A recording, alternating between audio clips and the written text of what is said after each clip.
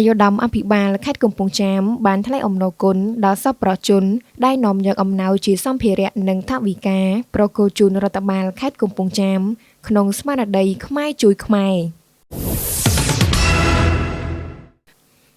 គិតមកដល់ថ្ងៃទី24ខែធ្នូឆ្នាំ2025នេះប្រជាពលរដ្ឋក៏ដូចជាសប្បុរសជនជិតឆ្ងាយនៅតែបន្តនាំអំណោយជាសម្ភារៈគ្រឿងឧបភោគបរិភោគនិងថវិកាមកប្រគល់ជូនរដ្ឋបាលខេត្តកំពង់ចាមដើម្បីទ្រទ្រង់ដល់វីរៈកងទ័ពនៅសមរភូមិមុខនិងប្រជាពលរដ្ឋជាជនភៀសសឹកដោយសារសង្គ្រាមឈ្លានពានរបស់យោធាថៃមកលើបូរណភាពទឹកដីកម្ពុជាអាយុដំអូនចន្ទដាអភិបាលនៃគណៈអភិបាលខេត្តកំពង់ចាមបានឲ្យដឹងថាជារៀងរាល់ថ្ងៃ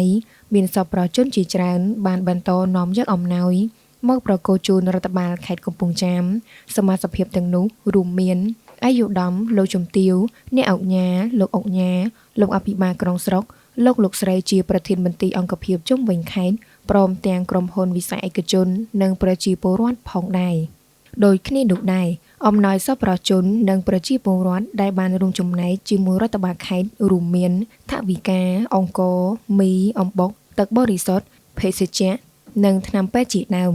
ជាមួយគ្នានោះដែររដ្ឋបាលខេត្តកំពង់ចាមក៏បានបន្តនាំយកអំណោយទាំងអស់នេះទៅផ្ដល់ជូនកងទ័ពជួរមុខរួមជាមួយនឹងប្រជាពលរដ្ឋនិងគ្រួសារកងទ័ពភៀសសឹកដែលបានមកស្នាក់នៅបណ្ដោះអាសន្ននៅតាមបណ្ដាក្រុងស្រុកមួយចំនួននៃខេត្តកំពង់ចាមនិងបណ្ដាខេត្តមួយចំនួននៅជាប់ខ្សែបន្ទាត់ព្រំដែនកម្ពុជាថៃជាបន្តបន្ទាប់ផងដែរក្នុងនាមរដ្ឋបាលខេត្តអាយុដំអភិបាលខេត្តកំពង់ចាមក៏បានថ្លែងអំណរគុណ